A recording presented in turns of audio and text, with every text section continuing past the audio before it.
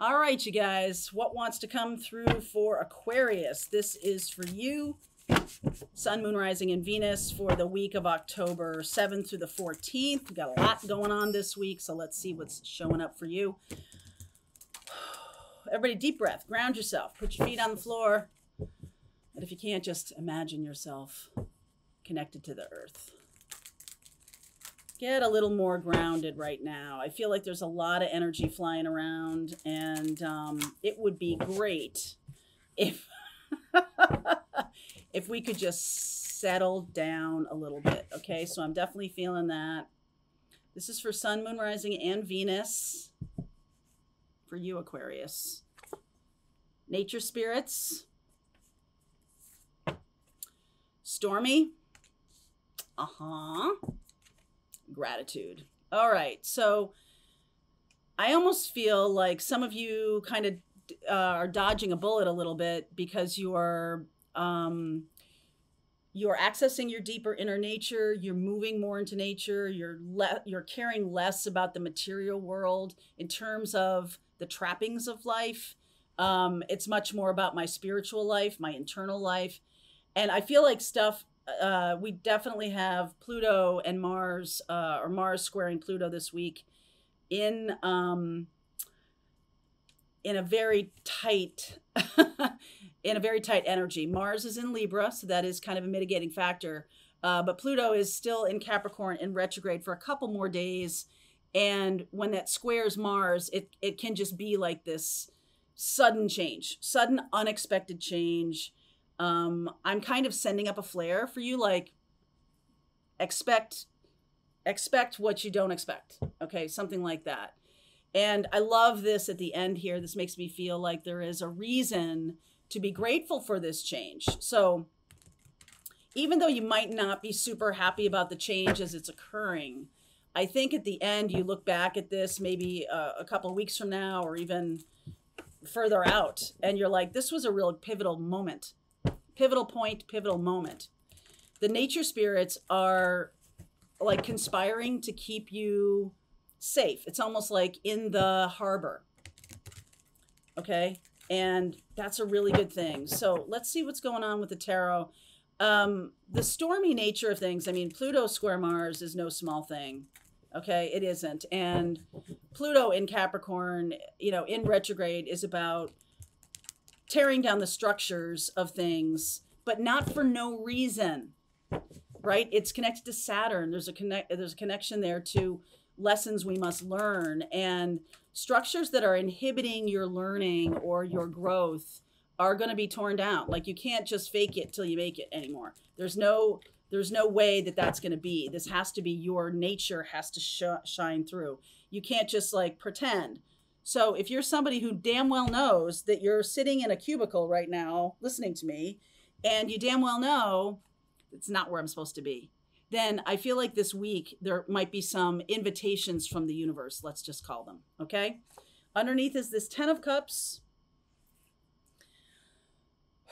10 of Cups, King of Cups, Libra, 7 of Swords, 9 of Swords, okay, Temperance, and the King of Wands here. So I almost feel like something that you have taken for granted is not going to be a thing. It's not a thing anymore. So something has run its course, maybe with a relationship.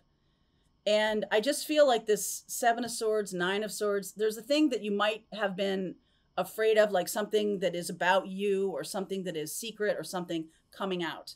Okay, that can be because we are talking about something unexpected, right? So there can be some kind of secret or 7 of Swords, some kind of sneakiness can come out.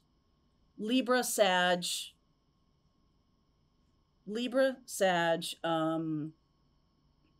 Leo, Cancer. So there's definitely an end to a situation here. And I've been seeing this for about a month now. Maybe, no, less than a month, but definitely about October. That there is some kind, I will clarify that as we get into the reading a little bit more. Okay, I will definitely clarify that for you. Where am I going here? Okay. Page of Cups, Knight of Swords, Three of Pentacles. No, I know what I'm doing. Right. Yeah. There's the Cancer energy. There's the Gemini energy. Two of Swords.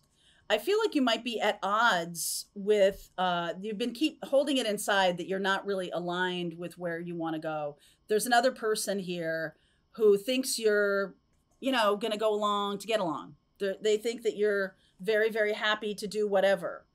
And I think you don't, I think you're not. I think you're not cool with it. Okay. I think you've been letting them think that, but I don't think you're cool with it. And let's see. Okay, so I'm just going to keep going here a little bit for myself. I think you're not cool with it. I don't think it comes across. I don't think you're saying it strongly enough. Okay, and I think you do need to say it. Like, you're coming across as the Page of Cups.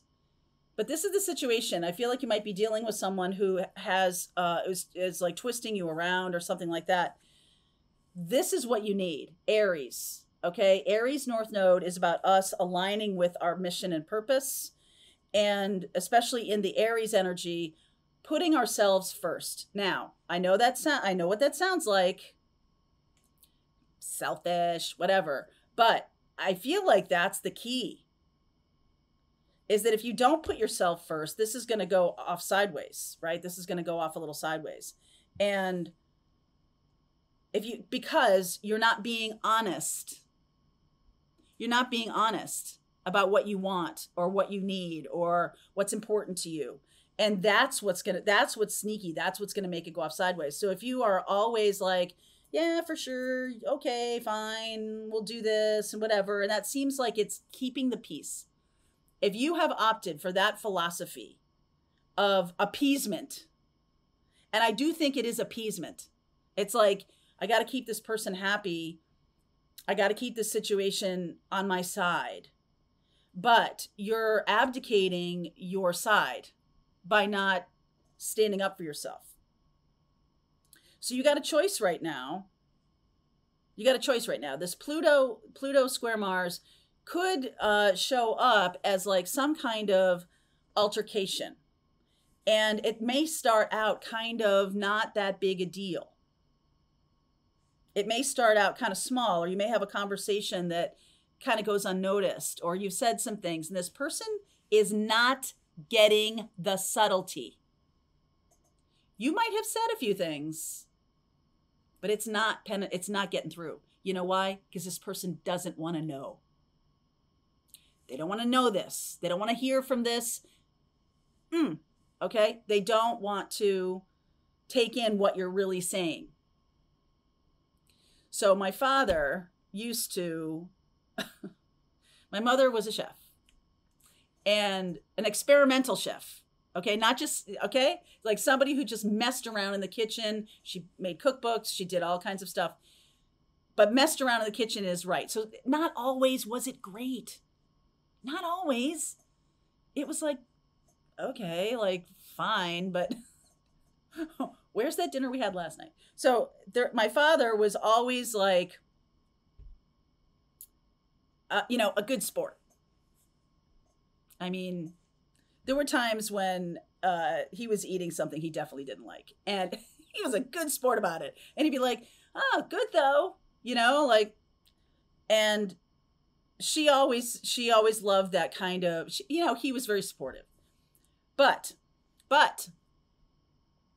if she didn't get the hint that he wasn't super psyched about something, she made it again. And he was like, I guess I wasn't honest, right? I wasn't honest about this because I didn't want to hurt your feelings. But I'm going to be honest about this now. Please don't ever make this again. And she's like, well, you make dinner. And he's like, fine. So they did a lot of back and forth that way. Kitchen was a very dynamic part of my growing up. My father was a good cook. My mother loved cooking and all of that. So it was very, it was fun. It was playful. It was lighthearted, but it was also serious. Food is our socialization. Food is how we connect to each other. We connect at the end of the day for a meal. It's an important sort of Everything social happens around food. A lot of stuff happens around food. And when food is the, I'm just using this as a metaphor, but like if food is kind of a metaphor, if food is kind of a thing that gets in between you, then there's some upsetting things. So something as fundamental as sustenance that you have every day and it's not working, apply this to whatever part of the relationship you like. I see the light bulbs turning on there. Okay. Apply this to whatever part of the relationship you like. And there's going to be some kind of, I got to tell you the truth. Okay. I'm going to look at the Seven of Swords.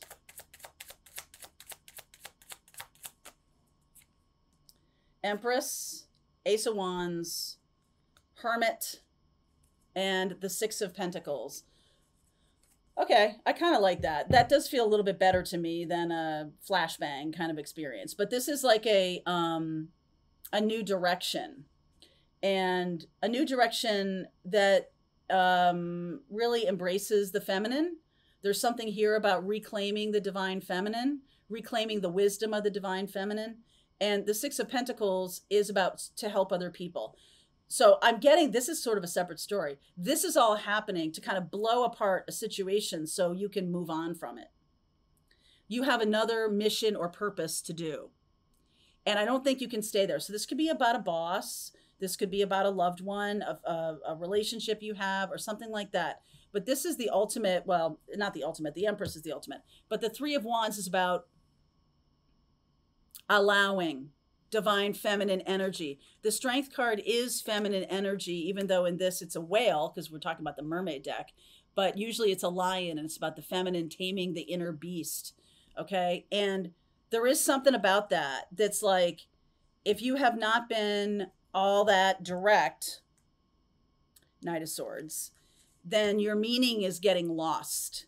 And it's not necessarily about the words, although the words are important, because I'm seeing Gemini here, which is Mercury. I see Virgo here, which is also Mercury, Venus. It's and Justice here, Libra, which is about balance. There can be too much appeasement, trying to please other people. And I just feel what I'm liking here, even though this is Seven of Swords and Nine of Swords over here, what I'm really liking here is it feels like a natural progression of whatever you want to do with your life. So the universe is saying to you, it's time to move forward. Okay? It's time to move ahead. And not everybody's going to be super psyched about how you do that. It's not really your business if they're super psyched or not super psyched. It's your job to sort of take up the mantle of change. I keep saying that. I feel that coming through. The Two of Swords, what's this about? That seems pretty lighthearted to me. Two of Pentacles, Three of Cups, Star, Knight of Wands. Okay, so far so good. This feels like a lighthearted choice. That's something you're doing for your own healing, for your own progression, for your own expansion. And I almost feel like some of you are leaving behind a person who doesn't really want to do this. Like they're not really up to the task. They want to stay where they are. And I think that's if you have a partner or if you have a situation where someone wants to go with you, then I think honesty is super duper the best policy. It's very important that you do that. But this has got to be for you. You can't be choosing right now based on what other people need. And again, I know that sounds super selfish, but that's what I'm saying is it's dishonest to not pay attention to yourself in service of other people, because then you won't be able to serve other people. You won't be in service to anyone if you're depleting yourself. And I've said that for a long time. What's right ahead of you is this Page of Wands. And I like the Page of Wands, Ace of Wands here, similar energy of new ideas, new thinking, new beliefs. There might be a new opportunity coming in. Three of Pentacles, to kind of stand taller in the world, share your light, this gratitude from a place of feminine energy, from a place of gratitude, from a place of joy. I just feel like you're keeping yourself small because you're not honest enough. And that's where you got to go. Okay. So we've got the Two of Cups in the world and the Six of Swords. I feel like you're going in a very different direction. This is somebody new, or this is something new. Three of Wands, Page of Swords, Ace of Cups, Ten of Pentacles. Oh yeah. And the Seven of Wands. Standing up for yourself is the direction to happiness. That's what's going on here. Okay. So I'm going to continue on with this reading. If this is your reading, I'm going to pull a card for each zodiac sign just to get you a sense of that other person a little bit deeper. I think they're not paying attention right now. I think they're not. Okay. Link is in the description box. You want to continue on with me, I'll see you over there. All right. I hope you enjoyed that video. If it was helpful to you, please consider liking this video and sharing it with anybody who might have a need for similar kind of information. And if you like this video, check out these videos.